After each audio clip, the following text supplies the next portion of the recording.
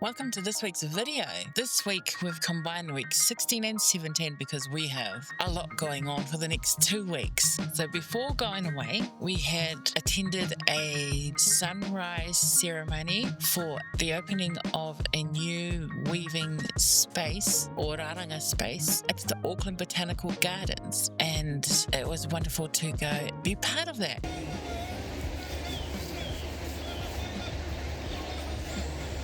There was a blessing and opening of that space to the public. Special space for weavers to go and do their weaving there. My dad was on that project and had a great team to work with, so it was wonderful to go and see what they were doing. We also prepared the car because the intention was to go car camping as a transition before returning home from the silent retreat that I was going to. So here's all the preparations for the car. So Jenny is safe as to go. So welcome to the car. So I just put this over so it just looks like nothing, but I've got my pillow. So I've got a couple of pillows. Got my day bag, or actually my carry-on that I'm taking into the location that I'm staying. So I have no access to my car once I'm there. So that's coming inside. I've packed, so this is all my 12 days worth of stuff that I'm going to need. I've got this in a tote bag that I'm taking in. The rest is all for camping. So I'll go in and show what it looks like in the car. There's a lot of space. So we'll go through this stuff in here. So, my back brace. I need to wear this. I'll put this on now, actually. Gosh, my walking stick. These are the must-haves on camping. Paper towels, toilet paper, and wipes. Baby wipe.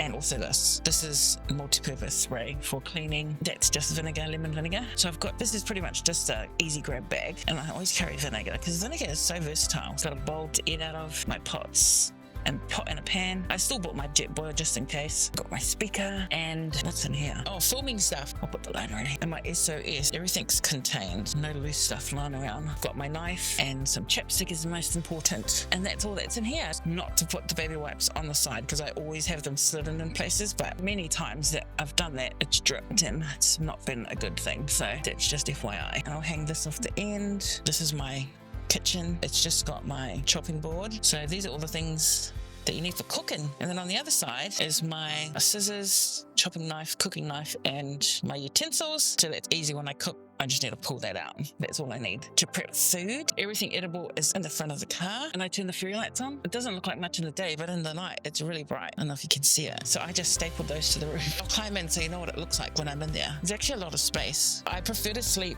facing my head on that direction and my feet down here, just because I have my electronics and everything in the front. This is the best way to travel, I reckon. I traveled the whole country, but while I was traveling, I noticed that some people were camping in those rooftop tents, which is what I really wanted to invest. I decided not to because the places where I was camping, there were these people that had to get out and set up, and it was like storming and it was raining, and then they had to pack down in the rain, and I was like, I was so grateful to just roll up to the campsite and just climb into my bed, and I didn't even have to get out. But all these people were out banging their nails and there's nothing wrong with that, but it's just made me rethink. There's actually nothing wrong with the way my car's set up. It's kind of stuff, so you can't really tell that it's set up like this from the outside, so you can't even see inside anyway. The pillows on the front, it kind of just looks like a pillow sitting on the seat. You can't actually tell there's no seat, really. And I always put the front shade on the front window. Everything is packed and ready to go, and here's our journey on our way. It took about 2 hours to get there. It was a beautiful road trip. By the time that I arrived, I was quite miserable. It's quite an effort to get away, but I was in a lot of pain when I got there. I had to take my walking stick because the drive really affected my back, and I had somehow hurt my ankle. So I was a little bit physically down. My back was in pain. I took my medication, I took my supplements, and yes, I went in with a mindset that something great was going to happen. I knew that it would involve work on myself, but I didn't know what that entailed. I knew that it was a meditation place, and I knew that it was silent, but that's all I knew, really. So going into it, I was picturing a silent retreat, and everything was just going to be bliss. Boy, was I wrong. Here's my experience of how that went. Where I live, we don't see the actual sunset. We just see it go down over the trees over yonder, but it's not the actual sunset. But we'll be seeing the actual sunset tonight, which I'm very excited about. I've just massaged sweet almond oil with kawakawa to give nourishment back to my scalp because it's a bit dry. As I reflect on it, I loved every moment of that experience. I checked in, I went and got something to eat, and then I parked up at the beach. But everything was all, I haven't unpacked it properly in my mind. So I did do a debrief while I was at the beach, but I don't know that it makes sense because I was still processing it, actually. And I'm still processing what happened the last 2 weeks. It was all good. It was hard, and sometimes it didn't seem like it was good, but in an overall picture, everything that happened had to happen to move forward. After setting up and doing some reading, doing some journaling, and reflecting, I put everything down, and it seemed so much more simple than what I was trying to say at the beach. So actually, I'll just say what I wrote down, because so much teaching and it's hard to unpack that to the camera, because and also there was people around, so I felt so weird talking to the camera, and there were like families walking past, surfers walking past, just people everywhere. So I was very distracted, unable to think and speak at the same time. I'm looking forward to my cold plunge in the morning. That's better. I have a lot of grey hairs. I noticed while I was away. One day I did my hair.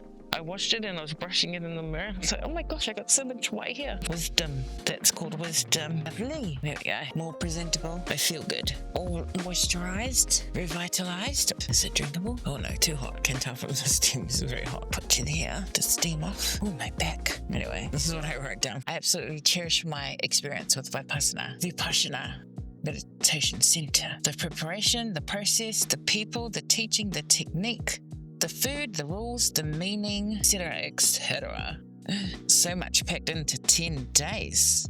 So much work, hard work, determination, diligence, vigilance, patience, and an equanimous mind. I learned to be an observer and not a reactor to all things. Well, I learned how to do it. I learned the method, but I haven't mastered it. I dipped my toes in, so to say. It was very hard, but I'm so glad that I persevered. The goal is to attain purity in mind, mastery of the mind, and compassion and love for others. Goodwill, or some other words.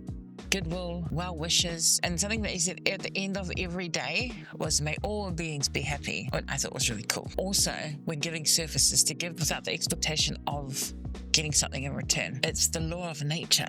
Learned the law of nature. In nature, everything changes. Nothing stays the same. Nothing. There's nothing that stays the same ever. It's always changing. Our bodies are always changing. Everything. Nothing stays the same. That concept is applied to so many different things, but that was like such a cool thing to break apart. You break it down. Nothing stays the same. And to understand that, to bring balance to the mind, when things go so well, or when things don't go so well, when something pleasant happens, or when something not pleasant happens, something has changed. But whether it's good or bad, it's the same. Balanced is the goal. It's not easy, but that's the goal. Balance of mind. And that was this whole 2 weeks.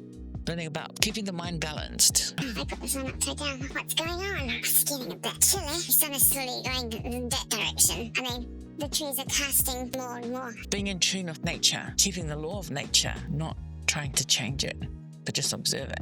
Observe is the key. I also learned that I am the master of my thoughts and my actions. It's so simple, but no one can ever upset you. Only you can. That's it. Balance of the mind, mastery of the mind, purity of mind at the deepest level is what I learned. That's a breakdown in its essence, what the last 2 weeks were. And I loved every moment, and I recommend it to everybody. Sometimes we struggle in life, or we struggle in certain things, but we don't realize that we are. I think everybody would benefit from it. So this was a good thing for me to do in this part of my journey. I'm glad I did it. I recommend it to all. All you got to do is to have the time, the right attitude, and you have to submit yourself for that time period. I'll leave the link in the description below on what I'm talking about. Oh, this bird keeps coming to visit. It's a blackbird. The Dhamma, the law of nature. Yes, that's my experience. Overall, it was such a valuable experience. I really enjoyed it. My cousin said, did you have fun? And my response was, I wouldn't call it fun. At the end, when you review and look over it all, it was an enjoyable experience because it was a lot of weight lifted of many things. So I came up feeling lighter. I came up feeling more inner peace and happier, and was definitely a great experience, and something I don't think I would have got from any other thing that I could have gone to or done by myself.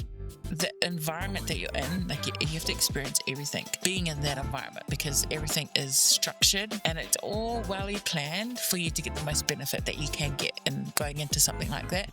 So it was a very peaceful and tranquil place. It was a beautiful place. The people were beautiful. All the servers were wonderful. And I left with a desire to return and serve there one day and be a volunteer. So I loved my experience. And I come back a new person, a changed person from the inside out. So it was a great experience.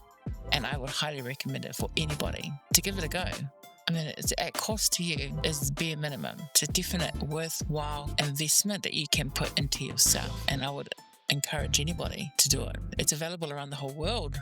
Almost every country has a meditation centre. I camped for 2 days after, and I felt free. That space between leaving there and coming home, I felt free. My spirit was free, my body felt free, and I felt that I could do anything. And I got a bit carried away, and I was doing cartwheels and handstands along the beach, and I felt those in the night. My back, when I got back, I did that on both days. But what a place to do that though. How beautiful, still on the beach. That was my first time being back at the beach and being in the ocean since I had my surgery. So it was a very cleansing process. Being more aware of my feelings and my intentions is greater than what it's ever been before. So I really cherished that time and going into the ocean. Greeting Hine Moana, open sea at Tangaroa, even though I just stayed along the shore. It was just beautiful to be in the water again. I loved it so much. I felt like it gave me a lot of energy and revitalizing.